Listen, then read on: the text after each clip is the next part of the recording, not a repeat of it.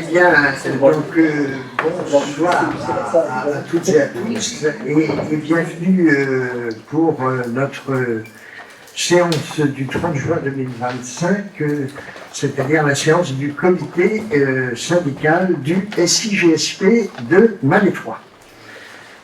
Alors, tout d'abord, je tiens à excuser notre collègue Christelle Marcy, maire de Michérec, qui est absente ce soir et qui donne pouvoir à Alexandre Rougier. C'est ça.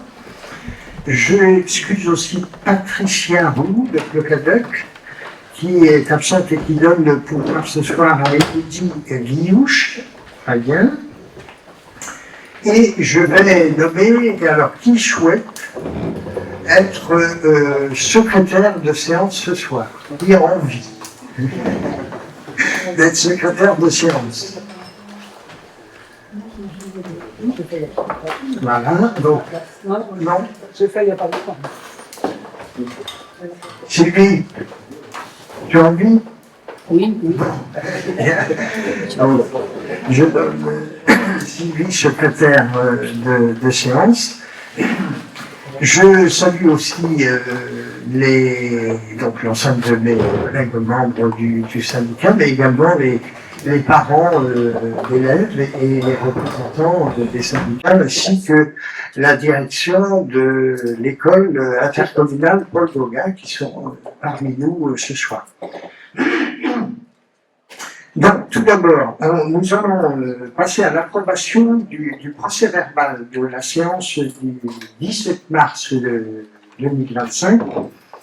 Donc, vous vous souvenez, tant qu'il n'y a pas de formalisme particulier pour l'approbation du procès-verbal, sans autre remarque de votre part, je vous propose d'approuver le procès-verbal de notre dernière séance du 17 mars 2025. Donc, sans remarque, eh bien, merci pour l'approbation. Le premier sujet à l'ordre du jour, c'est le projet de délibération portant sur le choix du scénario de travaux pour le bâtiment B. Depuis plusieurs années, la question de la réhabilitation du bâtiment B de l'école Paul Gauguin est au cœur des réflexions du SIGSP. Les difficultés de gouvernance rencontrées lors des précédents exercices ont temporairement suspendu l'avancée de ce projet. Pour relancer la démarche de façon constructive et collective, nous avons décidé, lors du bureau du 9 décembre 2024, de créer un groupe de travail spécifique bâtiment. L'ensemble de la communauté éducative y est représenté. Il est composé de 14 membres, dont un élu de chaque commune du SIGSP, l'inspecteur académique M. Desmousseaux, 2 enseignants, 2 agents du SIGSP et 3 représentants de parents d'élèves et notamment responsables aussi de syndicats. Je profite d'ailleurs de cette prise de parole pour les remercier, pour vous remercier toutes et tous très sincèrement pour votre engagement et la qualité de votre contribution dans ce groupe de travail. Nous avons pu étudier avec attention les comptes rendus des différentes réunions de ce groupe. Ils nous ont permis de disposer d'éléments d'analyse particulièrement précieux pour faire avancer ce dossier. Ce groupe de travail a étudié 2 scénarios d'aménagement. Le scénario qu'on va appeler 1, qui prévoit une réhabilitation du bâtiment B pour y installer des salles de classe et ateliers, et la rénovation de l'actuel restaurant scolaire qui présente aujourd'hui des problèmes liés à l'étanchéité et à l'isolation thermique et acoustique des lieux. Le scénario 2, qui consiste à concentrer les travaux de rénovation sur le bâtiment B afin d'y réintégrer le service de restauration tout en apportant des modifications au bâtiment C pour l'installation de sanitaires et d'une cour dédiée aux maternelles notamment. Je vous rappelle que des subventions ont été attribuées dès 2023 pour financer ces travaux, 211 500 euros au titre de la DETR, 67 892,50 euros au titre du fonds vert, ce qui fait donc un total de plus de 279 000 euros. Une demande de prorogation des délais d'exécution a été faite auprès de la préfecture. Le report pour le fonds vert a été accordé jusqu'au 1er janvier 2027. Le report pour la DETR est accordé jusqu'en avril 2026. Ces prolongations permettent de maintenir les financements, mais le calendrier reste contraint. Les travaux doivent démarrer avant le printemps 2026, parce que nous ne pourrons plus, d'après les derniers renseignements de la préfecture, nous ne pourrons plus reconduire la DETR au-delà d'avril 2026.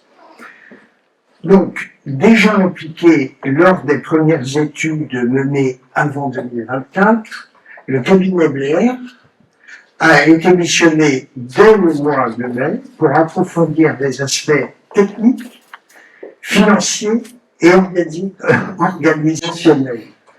2 bureaux élargis, en présence du cabinet Blair, ont permis de recueillir les premières observations des élus. Les 2 scénarios qui vont vous être présentés dans quelques instants par notamment Alice Giraud, du cabinet Blair, architecte, et Stéphane Gendry, Stéphane, voilà, qui, lui, s'occupe des finances, notamment, dans le cabinet.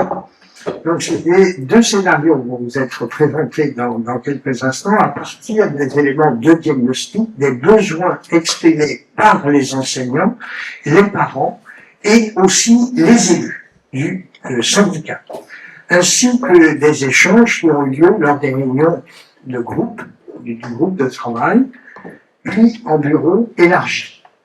Donc, ces propositions tiennent donc compte des enjeux pédagogiques, fonctionnels, financiers et aussi de sécurité. Le choix de l'un des scénarios devra s'appuyer sur plusieurs critères. La réponse aux besoins, voilà, je vous l'ai dit, financiers. Le cabinet Blair va maintenant vous exposer ces 2 hypothèses. Ça y est, vous avez réussi à remettre tout ça au tableau sur l'écran. Donc, ces 2 hypothèses d'aménagement et leur chiffrage dans une logique de présentation neutre et comparative. À l'issue de cette présentation, il nous reviendra de nous prononcer sur le scénario à retenir. Donc, nous procéderons donc à l'issue à un échange entre nous et ensuite à un vote sur un des scénarios. Alors voilà, je vais laisser maintenant la parole et je vais vous passer mon micro à Madame Alice Giraud, qui va nous présenter, si la technique veut bien. Donc à chaque fois, aux prémices de n'importe quel projet, on débute de la même façon par présenter le contexte et les enjeux. Donc ça part déjà dans un premier temps sur les contraintes réglementaires du projet. Donc là, le projet se trouve en zone UAB du règlement d'urbanisme. Donc à chaque fois, on commence par présenter le contexte. Donc on parle principalement de contexte réglementaire. On se trouve en zone UAB du règlement d'urbanisme. Donc on reprend un peu l'ensemble des règles qui s'y appliquent et dans le cadre du projet, je vais passer là-dessus rapidement parce que ça n'a pas de grand impact sur les 2 scénarios envisagés. On est aussi dans le périmètre de la VAP, donc notre projet sera soumis à l'avis de l'architecte des bâtiments de France. Donc c'est pas quelque chose de contraignant pour nous, on a l'habitude, on travaille énormément avec les ABF. C'est juste qu'en termes de délai d'instruction, on rajoute 1 mois au délai initial, donc on sera sur 5 mois d'instruction de permis de construire. Donc, comme on l'a évoqué précédemment, en 2019, on avait réalisé une première étude qui faisait le point sur un diagnostic architectural sur les différents bâtiments de l'école. Donc nous, principalement, on a repris les éléments du bâtiment B, qui est quand même le premier concerné par les 2 scénarios envisagés. Donc en 2019, on avait déjà constater certains désordres pour lesquels parfois on a des effets amplifiés à l'heure actuelle. Donc on a quand même pas mal de présence d'infiltration, que ce soit au niveau des salles de classe ou au niveau du bâtiment qu'on appelle la tour, le bâtiment qui est repéré au patrimoine de la ville. On a aussi des infiltrations sur le préau, sur les jonctions de toiture, sur les chéneaux. Donc c'est des choses habituelles qu'on voit régulièrement mais qui malgré tout ont tendance à s'aggraver et qu'il faudra traiter dans le cadre du projet, quel que soit le scénario retenu. Donc ici, c'est un extrait du plan qui avait été présenté dans l'étude de 2019 et qui reprend un peu tous ces points de désordre constatés. Donc nous, on est aujourd'hui à même d'en ajouter certains autres puisque à l'étage de l'ancienne bâtisse, on a vraiment des infiltrations supplémentaires qui laissent à penser que la charpente doit être endommagée. Donc ici, on a complété ce diagnostic avec des photos plus actuelles. Donc, notamment ici, on a des photos qui illustrent ce que je viens de dire avec des infiltrations qui n'ont pas l'air récentes, mais qui pour autant ont l'air de s'amplifier dans le temps par rapport à 2019.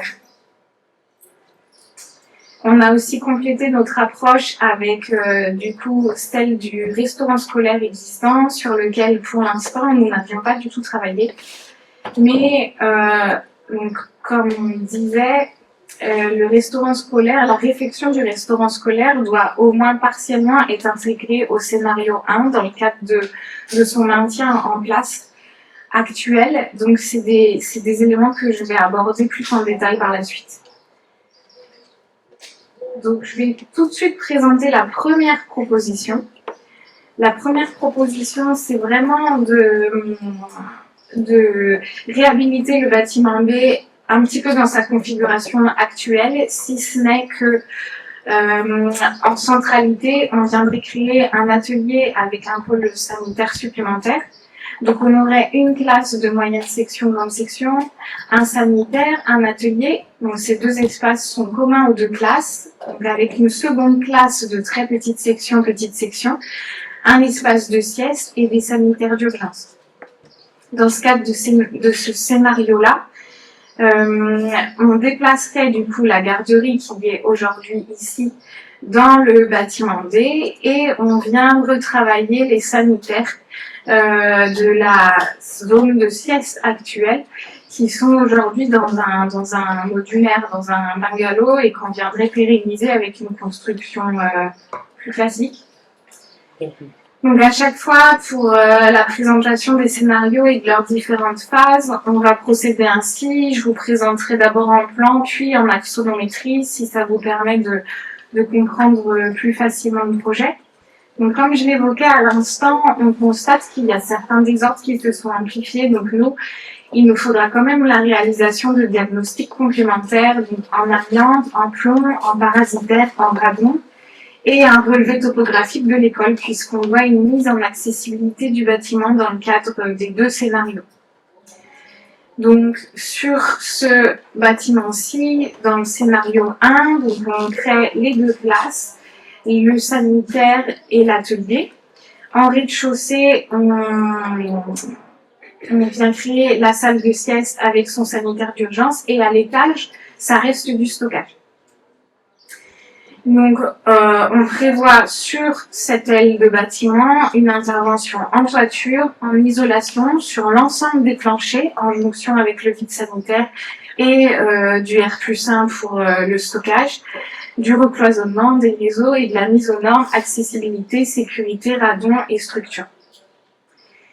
On a aussi deux petites interventions sur les bâtiments C et D, puisque on reprend les sanitaires d'urgence, on déplace la garderie, mais ça c'est juste un changement de fonction entre les espaces.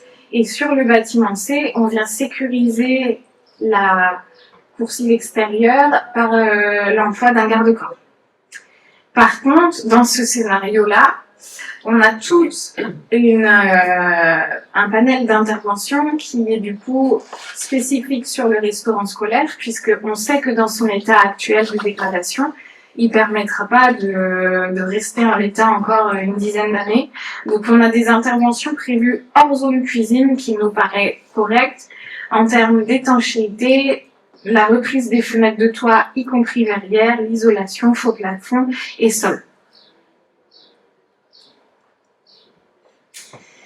Donc ici on récapitule un peu l'ensemble des points que je viens de dire pour le scénario 1 et les limites pour nous, les points faibles de ce scénario, c'est déjà la superficie des classes qui ne permet pas de respecter les recommandations de l'éducation nationale. Ensuite, du coup, il faut bien avoir conscience qu'on entreprendrait des travaux de rénovation lourde sur les deux bâtiments, à la fois le restaurant scolaire et à la fois le bâtiment B. Qu'on a une absence de réponse à la problématique de traversée de voirie pour se rendre au restaurant scolaire, problématique qui a été remontée déjà lors de la réalisation du programme. Et qu'on a toujours aussi cette contrainte de cours de récréation mutualisée maternelle-primaire. C'est pourquoi on a aussi travaillé sur une seconde proposition. Donc la phase 1 du scénario 1, dans le but d'optimiser le foncier disponible qui est peu exploité aujourd'hui, puisque toute cette partie du bâtiment n'est pas tellement utilisée, à part dans le stockage. On propose de déplacer le restaurant scolaire au sein du bâtiment B, avec une partie office vestiaire directement en liaison avec la rue pour faciliter les livraisons, une partie réfectoire, des sanitaires et un atelier à la place de la garderie actuelle. Donc, comme pour le scénario 1, ce scénario 2 intègre le déplacement de la garderie au sein du bâtiment B. Donc, en axonométrie, voici ce que ça donne. Et sur le bâtiment B, on prévoit exactement la même chose que sur le scénario 1, à savoir intervention en toiture, isolation, plancher, cloisonnement, réseau et mise aux normes. Par contre, sur ce scénario, bien sûr, on n'a aucune intervention sur le restaurant scolaire. Le restaurant scolaire, il reste en l'état.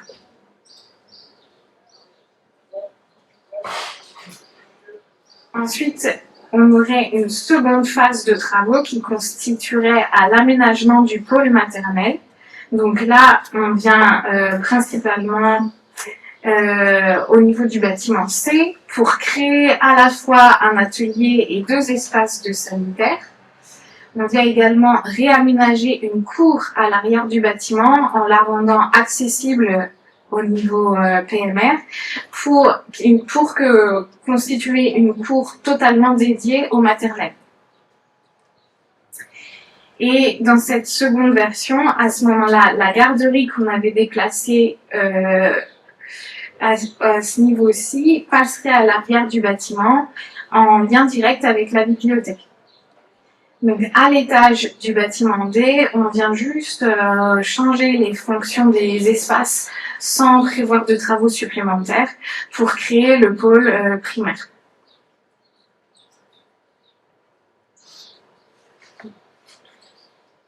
Donc là, ça reprend dans les grandes lignes ce que je viens de dire sur le bâtiment C, des crédits sanitaires, un atelier, un sanitaire d'urgence. On prévoit potentiellement de positionner la salle des maîtres à l'étage de ce bâtiment si le bureau de contrôle nous donne son accord. Sinon, on pourrait très bien l'envisager au sein de l'atelier de la phase 1, avec des temporalités distinctes par exemple, et on crée une cour de maternelle. Donc sur les deux scénarios, on a aussi une enveloppe financière qui est dévolu au réaménagement quand même de la cour existante.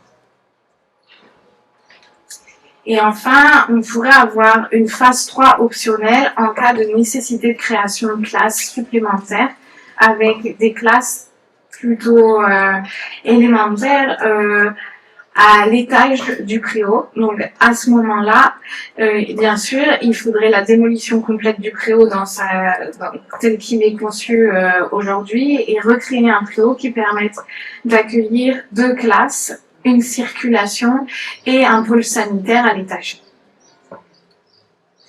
Ainsi, on pourrait reconfigurer totalement la façade sur la rue principale, repenser les accès et surtout tirer parti du foncier disponible.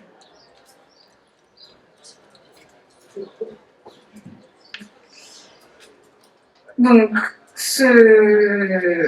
sur les 2 scénarios, une piste que nous, on préconise quand même beaucoup au regard du maintien des subventions qui est conditionné au niveau du calendrier, c'est de, dans tous les cas, procéder à une première phase de curage des pollutions du bâtiment pour vraiment mettre à nu la structure. Aujourd'hui, on a beaucoup d'inconnus, on manque de diagnostic.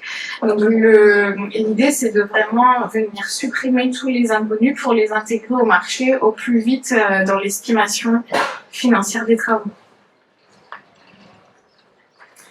Et donc, quels que soient les scénarios, on a plusieurs démarches à réaliser à l'heure actuelle. Donc, bien sûr, au-delà du dépôt de permis de construire, c'est la réalisation des diagnostics, le relevé topographique, l'étude géotechnique et la reconnaissance réseau. Et ensuite, il faudra dans un second temps, bien sûr, missionner un contrôleur technique et un coordinateur SPSA.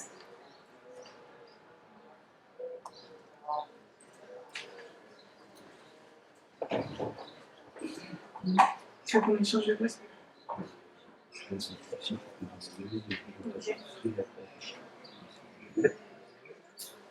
Bonsoir. Bonsoir.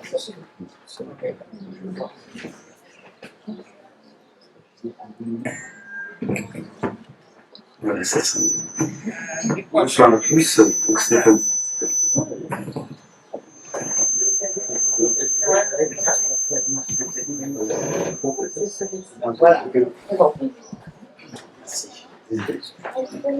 Bonsoir à tous, donc Stéphane Chambry, cabinet graphique et économie à Saint-Avé, économiste de la construction, donc je vais vous présenter la partie financière.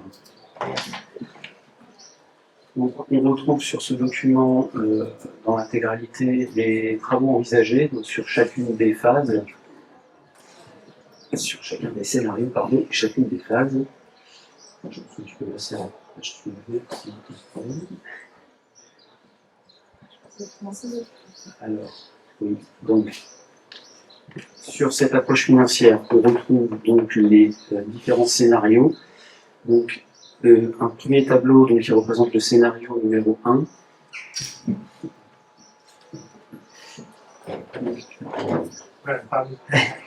Ça sera plus facile. Un premier scénario donc, qui reprend la rénovation du bâtiment B, donc pour un montant de 750 000 € hors taxes. Donc pour information, je vous donne les montants de la colonne de gauche, donc il s'agit des montants hors taxes. Une deuxième ligne donc, qui reprend la rénovation du restaurant scolaire, donc là, en dehors des locaux de la cuisine, puisqu'il n'y a pas de travaux de rénovation proprement dit, donc pour un montant de 300 000 € hors taxes. Ensuite, on retrouve le réaménagement de la cour principale de l'école, donc pour un montant de 35 000 € hors taxes. Ensuite, la dépose des sanitaires modulaires et sur l'emprise de ces sanitaires, la construction de bâtiments en dur.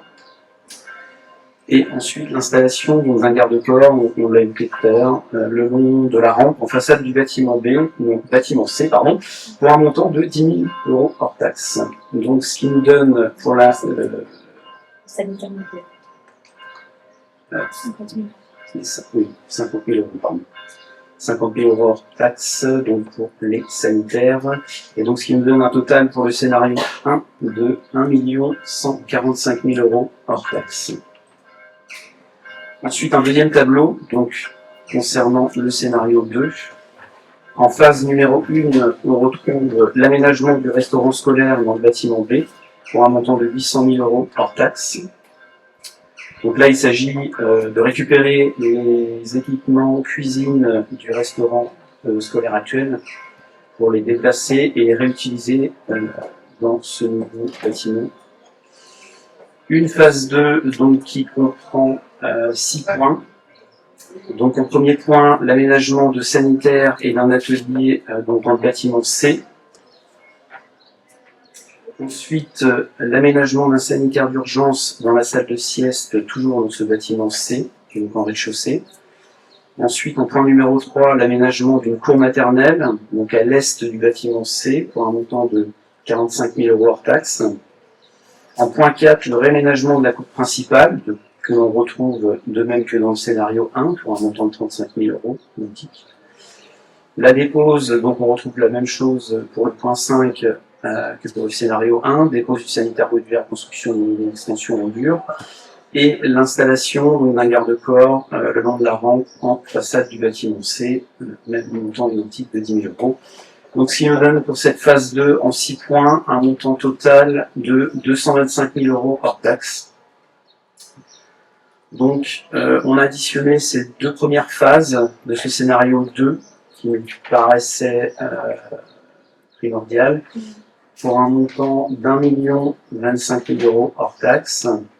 Et on a également prévu une phase numéro 3 dans ce scénario 2, donc qui consiste à l'extension de 2 classes et d'un préau, donc en lieu et place du préau actuel à l'entrée de l'école, pour un montant de 660 000 euros hors taxe. Donc ce qui porte sur les 3 phases le montant de ce scénario 2 à 1 685 000 euros hors taxe. Ensuite, nous avons mis en place 2 options. Donc une première option qui concerne le scénario 2 et la phase 3, donc dans le cadre de l'extension des 2 classes et du préau, pour l'aménagement en fait d'un ascenseur pour cette extension à l'étage, donc pour un montant de 40 000 euros hors taxe. Et une deuxième option donc, qui concerne les 2 scénarios, donc pour la plus-value l'aménagement d'une coursive donc le long de la façade du bâtiment C, donc en lieu et place de l'auvent actuel existant qui serait déposé et donc remplacé par un volume couvert fermé en façade également, permettant d'avoir quelque chose hors d'eau hors d'air pour la création d'un vestiaire pour les élèves. Donc, cette deuxième option a un montant de 75 000 euros hors taxe. Je reliste les monts prévus au chiffrage. Donc actuellement, nous sommes sur une approche financière avec tous les inconnus que ça peut encore comporter. Alice l'a évoqué rapidement tout à l'heure, mais je reprends les 5 points essentiels. Donc les travaux éventuels d'adaptation au sol, donc ça c'est suite à la réception du rapport géotechnique, donc étude de sol, qui n'est pas faite à ce jour, c'est tout à fait normal à ce stade du projet. Les travaux éventuels liés au retrait des contaminants, donc amiante, plomb, résine du bois, donc ça c'est également des diagnostics qui seront réalisés par la suite pour la continuité des études. Non prévu également au chiffrage le mobilier, table, chaise, casier éventuel. Non prévu également donc, les équipements de cuisine neufs, comme je l'ai évoqué tout à l'heure, est prévu le réemploi des appareils existants dans le restaurant scolaire actuel. Et un dernier point donc, concernant les locaux provisoires éventuels, donc, suite au phasage des travaux. Voilà, ces bâtiments-là ne sont pas prévus, non chiffrés. Vous n'avez pas d'estimation, donc comment on peut savoir comment ça peut monter, parce que comment vous les lister là. Alors ça va dépendre également du phasage retenu, de la nature des travaux également engagés, donc, et un planning à mettre en place de travaux donc, qui conditionnerait effectivement cette durée de location de locaux provisoires. Donc pour l'instant, j'avoue que c'est un point qui a été réfléchi. Est-ce que vous pourriez préciser ce que c'est qu'un sanitaire d'urgence? Alors, si on peut peut-être reprendre le plan, tout de suite plus visuel, c'est la mise en place d'un sanitaire dans les futurs locaux sieste, donc locaux sieste qui seraient aménagés en rez-de-chaussée donc du bâtiment C à la place de la salle des maîtres actuelle. Donc c'est un sanitaire maternel dédié aux petits en cas d'urgence attenant à la salle de sieste.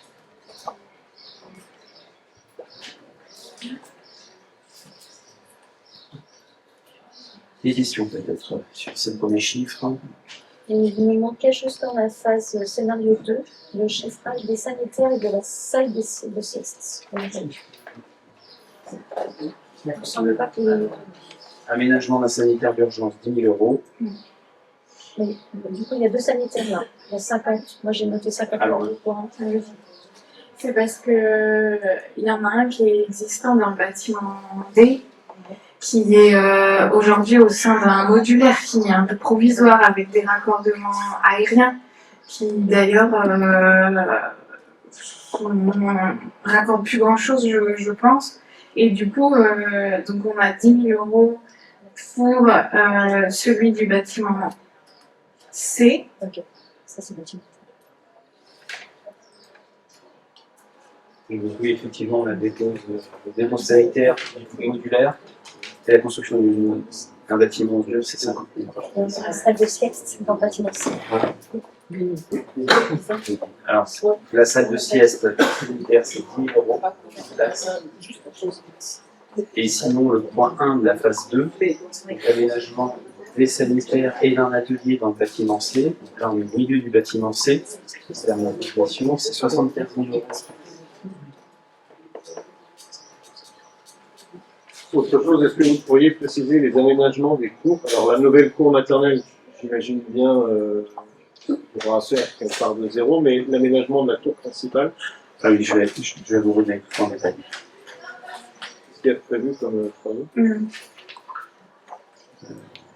Je vais vous donner les surfaces également.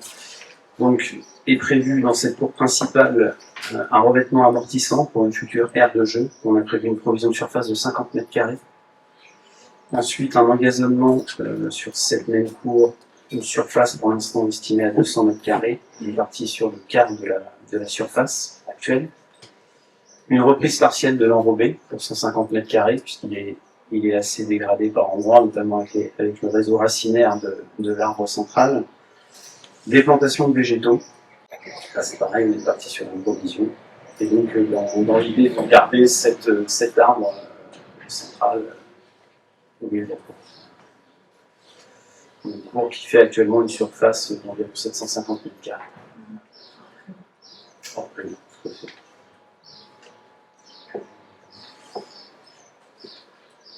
Sur l'aménagement de cette cour principale, on peut espérer des aides spécifiques fléchées sur la végétalisation du cours, par exemple. Oui, non. Oui, normalement, il y a des aides pour la revégétalisation des cours d'école. Ouais. On a une idée de pourcentage que ça peut représenter, 30, 40, par exemple. Je sais pas du tout, j'imagine que ça dépend du pourcentage de végétalisation qu'on propose à l'échelle de la cour en elle-même. Mais non, j'ai pas d'ordre d'idée d'avant ça.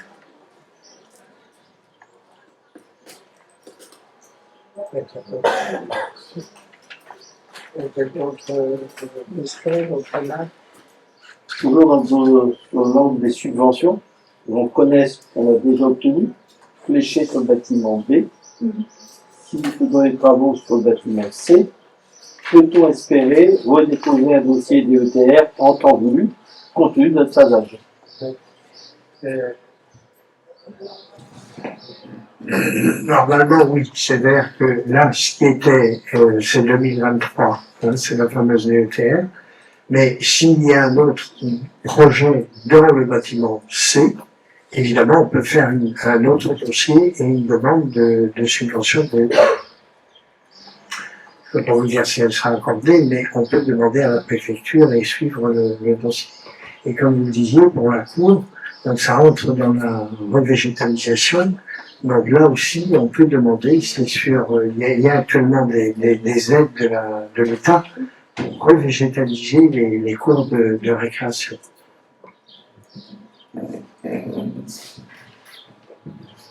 On arrive sur des montants quand même extrêmement conséquents d'investissement, pluriannuels, on le dit en sorte. Qu'est-ce qu'il nous reste aujourd'hui en termes d'amortissement sur l'emprunt du bâtiment B? Oui. Alors, bon, l'emprunt du bâtiment B avait, si j'ai bonne mémoire, a été fait a été contracté sur 25 ans. Il me semble. Donc le coût était à l'époque de 800 quelques mille euros d'emprunt. Et le bâtiment B a été inauguré, si j'ai mon mémoire, en 2008 ou 2009 de mémoire. Alors là, je ne peux pas vous donner ce soir le chiffre exact, mais ça, on pourra le communiquer. Donc 2008, donc, vous voyez, un emprunt sur 25 ans, il reste...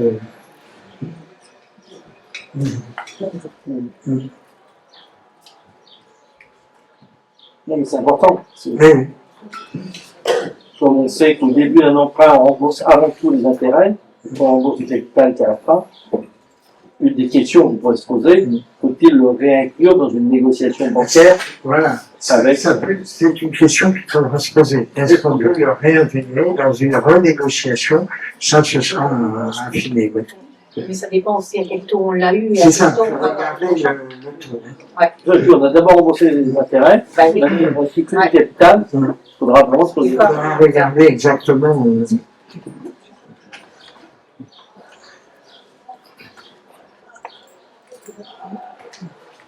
Alors, avez-vous d'autres questions ou d'autres remarques à poser votre question au cabinet représentant du cabinet Blaise? Bah, moi, je voudrais juste dire, je pense que ce qui nous a été présenté ce soir, c'est exactement le travail que nous avions demandé et qu'on avait compris de nos différentes réunions Exactement. depuis bientôt un an. Voilà. Et Donc, je c'est fidèle, au moins, les scénarios sont fidèles à ces réponses-là. tout à fait. Et je tiens à remercier le cabinet Blaise qui a été très réactif par rapport à nos demandes, parce que ça s'est fait quand même assez rapidement. Donc, je vous remercie au nom de mes collègues. Et maintenant, eh bien, nous allons passer, s'il n'y a pas d'autres questions. Merci aussi pour votre présentation à tous les deux. Nous allons passer au vote, c'est-à-dire que nous allons devoir, nous, autour de la table, nous, élus du syndicat, eh bien, voter sur soit le scénario 1 ou le scénario 2. Donc, on peut peut-être juste rappeler en clair, le scénario 1, c'est la réhabilitation du bâtiment B plus le restaurant scolaire. Ça, c'est le scénario 1. Hors cuisine. En cuisine, juste la partie de la restauration. Et le scénario 2, donc c'est le transfert en quelque sorte, c'est la création d'un restaurant scolaire dans le bâtiment B, avec création aussi d'une cour de récréation pour les petits, derrière le bâtiment C, et avec quelques travaux dans le bâtiment C également. Ça, c'est le scénario 2. Alors, donc, s'il n'y a pas d'autres... On vote sans on peut retirer les montants, si vous voulez. les montants. Donc, scénario, oui, vous voulez dire. Juste l'option des 2 classes supplémentaires, c'est s'il y avait une hausse des écoles. Oui, ça c'est pour l'instant. Ah oui. Alors, il y a le scénario, c'est-à-dire que dans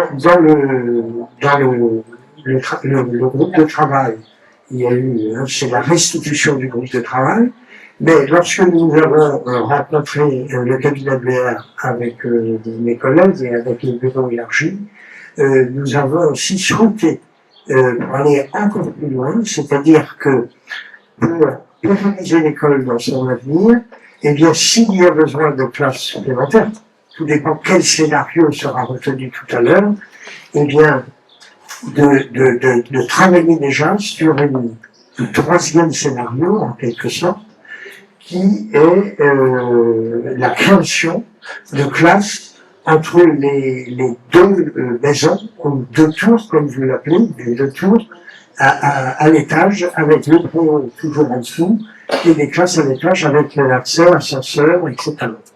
Si besoin, t'as des équipes. Voilà, c'est ça, c'est exactement ça. Et actuellement, on a combien il y a quel effectif actuellement? Actuellement, on a 121. 121, oui, c'est ça, 121. 121 inscrits, moins 18 qui partent quand même. Voilà. 115 ans.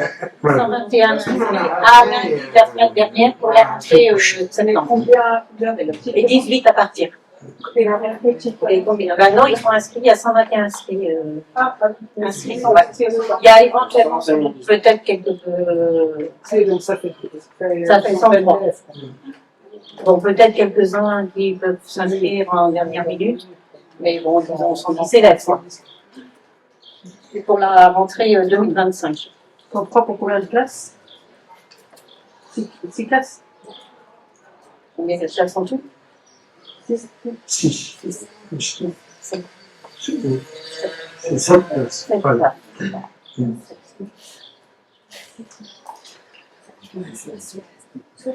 Je voulais rajouter que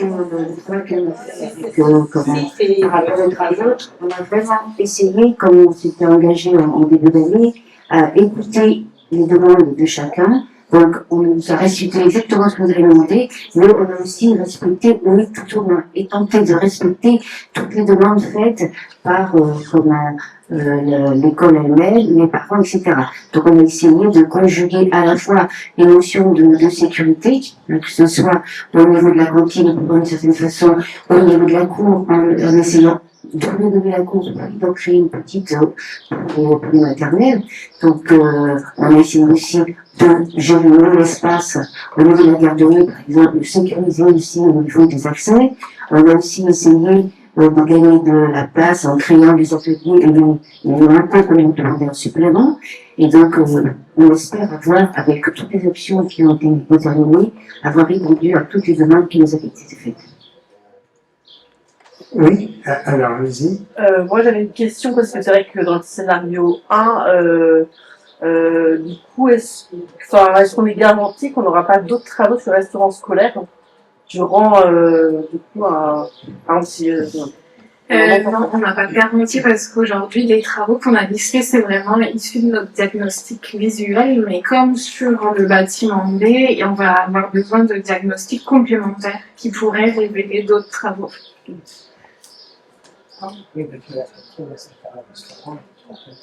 Oui, c'est ça. On voit qu'aujourd'hui, les locaux sont quand même assez justes. On a beaucoup de présence d'infiltration. Il me semble qu'encore au mois d'avril dernier, il y avait des nuisances liées aux pluies. Donc, oui. Mais de toute façon, on le voit tout de suite, pour le coup. Juste au niveau des options, quel est l'intérêt de créer une flexible pour faire des vestiaires? En fait, l'idée, c'est d'avoir une coursive sur le bâtiment C pour que le pôle maternel il soit totalement couvert et que les enfants n'aient pas nécessité à sortir du bâtiment pour accéder aux espaces. Par exemple, je vais reprendre le plan de tête. C'est une demande qui nous a été faite. Oui. Par les parents. Oui. En fait, les vestiaires actuellement sont à l'intérieur des classes et donc ça prend de l'espace et du coup, ça ouvrirait un petit peu plus de capacité pour L'idée, c'est par exemple que les moyennes sections et grandes sections pourraient aller au sanitaire et puissent passer par une coursive totalement close et couverte plutôt que passer par l'atelier s'il est en cours d'usage. Et sinon, ils peuvent passer par la double. Ils pourraient passer dans les sanitaires de la tour, mais le sanitaire de la tour, il est plutôt pensé comme un sanitaire d'urgence. Donc c'est vraiment un petit sanitaire à taille d'enfant qui est directement lié à l'espace de sieste pour l'enfant qui n'a pas forcément anticipé et qui doit se rendre aux toilettes un peu dans l'urgence. C'est pas des sanitaires, il n'y aura pas beaucoup de sanitaires mis à disposition au sein de cet espace. Il y en aura peut-être un ou deux liés à la sieste.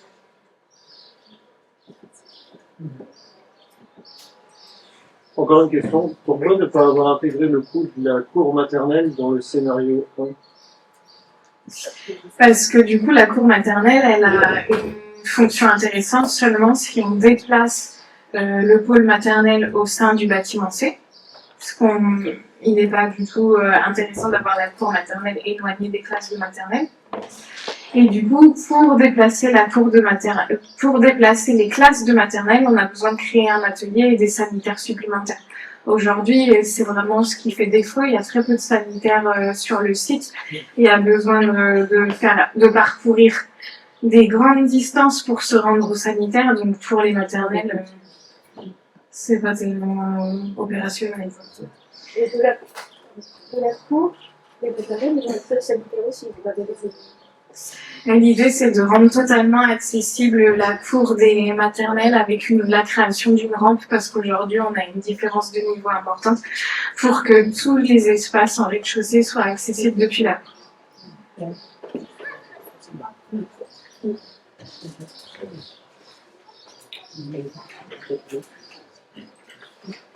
Est-ce qu'on peut revoir les tableaux avec les dessinateurs avec les différents françaises? Vous avez prévu le réfectoire pour combien d'élèves? Du coup, là, le réfectoire, il ferait 112 mètres carrés, juste sur la partie réfectoire. Et sur la partie office, on pourrait avoir 50 à 60 mètres carrés d'office. Donc, on considère qu'on est presque à 1 mètre carré par élève, donc on peut tout à fait fonctionner comme c'est le cas aujourd'hui en 2 services de 60 élèves.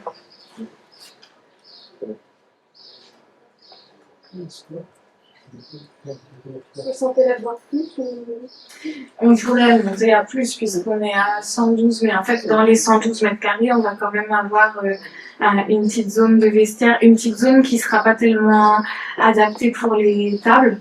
Donc c'est à définir ensemble au regard de justement ce qu'on a déjà au sein du site, puisque l'avantage c'est qu'on sera au sein du site. Donc on pourra optimiser, on pourrait envisager d'avoir jusqu'à 80 élèves en un seul service. Mais il faudra qu'on le détaille dans les études à venir.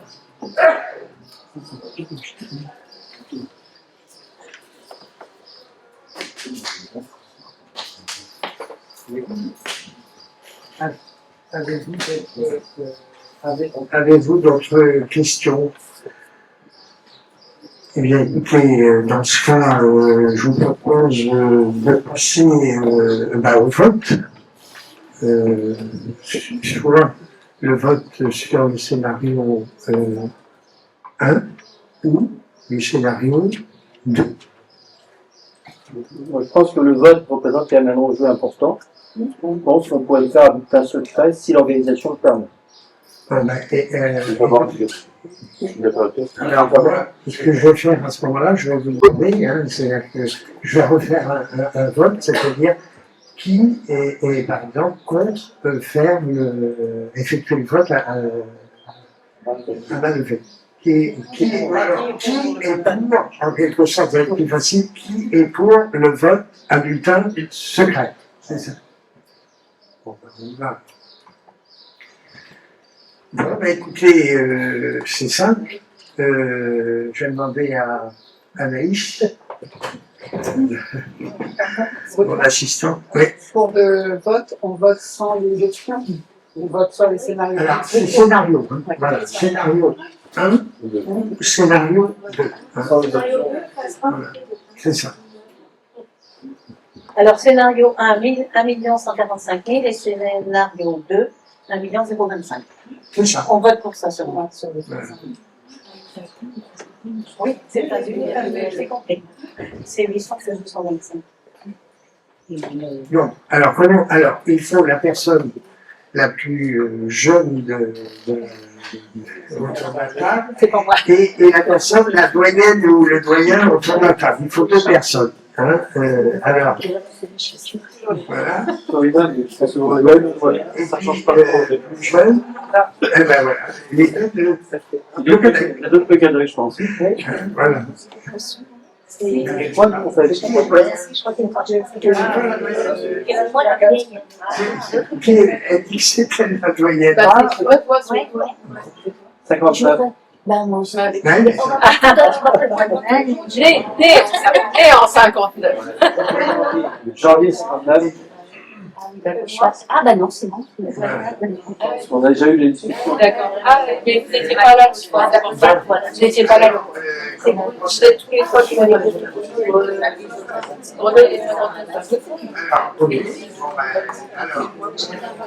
Ouais, c'est lui. On va être là. Michel, oui. C'est les titulaires qui votent ou... Alors, il n'y a que les titulaires ou les personnes qui ont un pouvoir. Voilà. Donc, ce qu'on va faire, le bureau de vote est là, Ouais. chacun va aller voter, vous revenez, on met dans l'enveloppe, et après on fera le dépouille. C'est le gros, c'est... Alors, vous ouvrirez les enveloppes et vous donnerez le scénario, enfin les scénarios. Ça fait le nombre d'enveloppes, enfin. Comptez d'abord le nombre de votants. Alors, j'en remets les votants, les titulaires, les postes titulaires votent.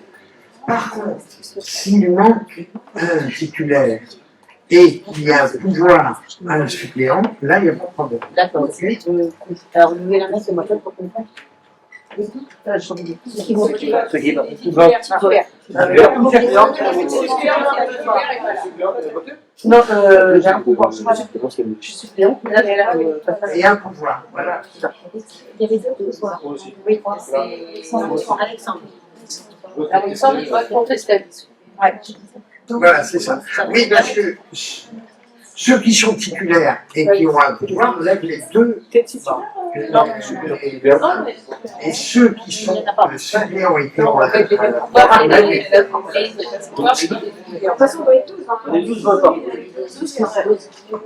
Tu as compté combien 12 votants. 12 votants. Voilà. Ok. Bon, ben on commence. Ah, il y a combien de votants 12, j'ai pas 12 votants. Donc, c'est bien ça, 12 votants. Les votes sont ouverts. Donc, alors, on peut commencer par...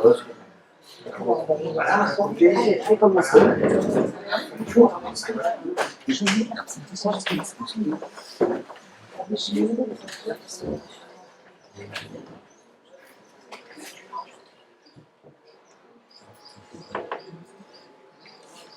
Donc, vous voyez, il n'y a pas besoin de rappeler les chiffres, vous les avez. Scénario 1, scénario 2.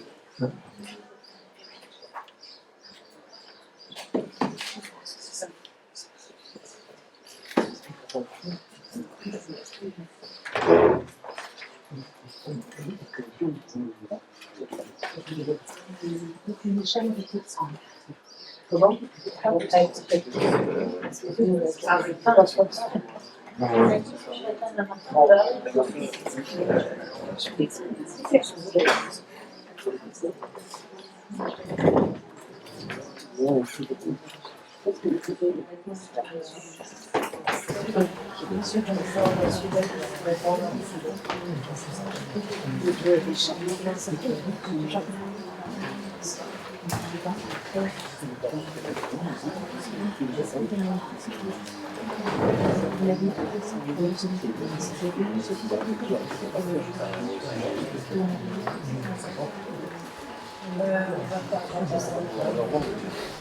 Comme ça, non?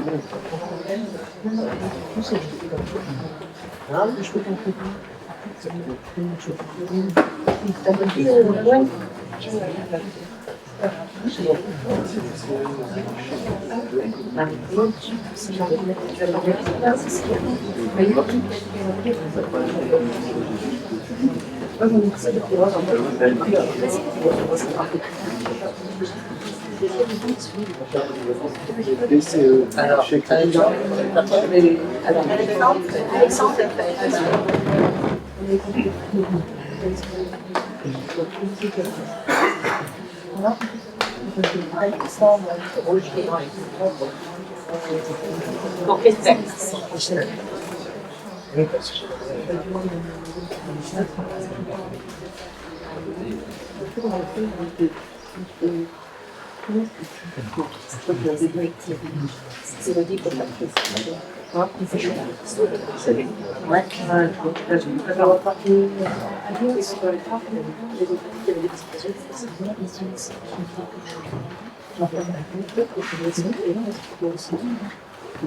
Après, c'est qui? Après, Alexandre. Ah non, Annie d'abord. Alexandre.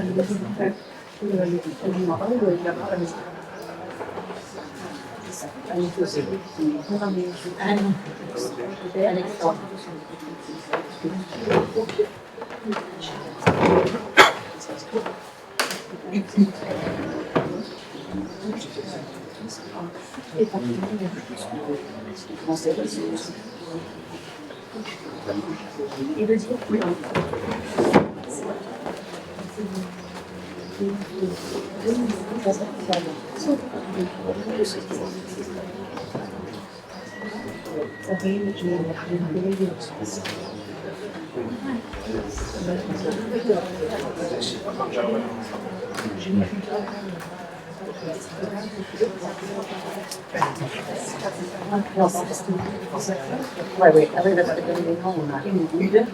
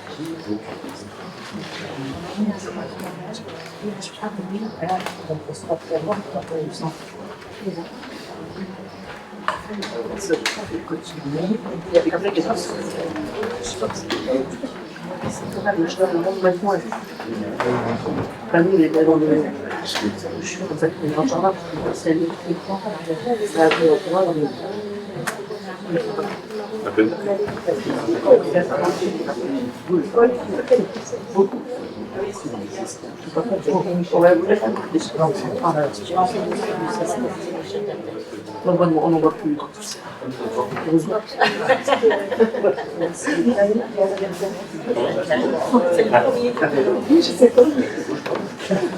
Tu me suivais, c'est pas alors, ça y est.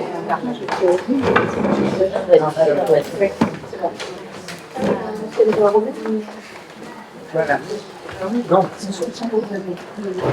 voilà. Nous maintenant procéder. On va devoir procéder les enveloppes. Donc, nous devrions avoir 12 enveloppes, puisqu'il y a 12 votants. Et ensuite, on va procéder au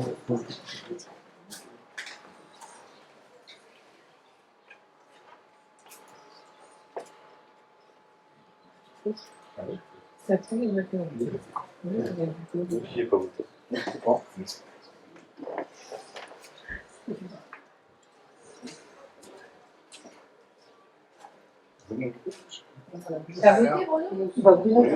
Moi, j'ai fait.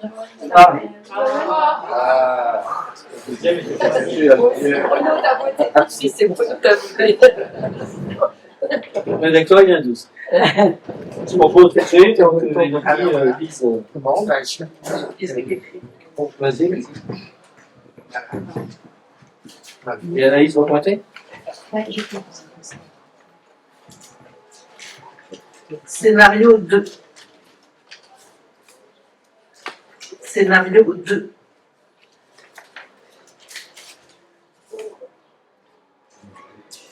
Scénario 2. Scénario 2.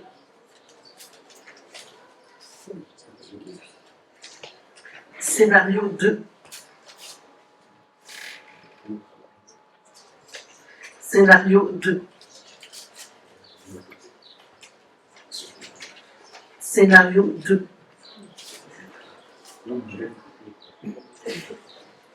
Scénario 2. Scénario 2.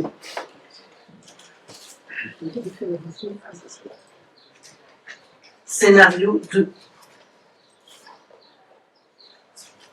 Scénario 2. Scénario 2.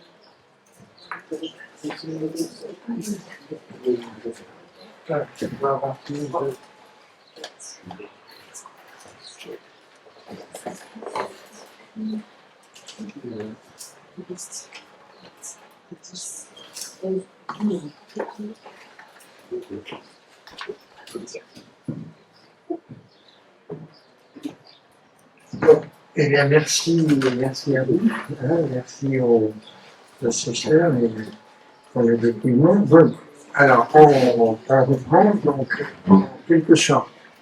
C'est le scénario numéro 2 qui consiste à réhabiliter le bâtiment B pour y intégrer le restaurant scolaire et modifier le bâtiment C pour installer des sanitaires et créer une cour dédiée au maternel qui a été retenu.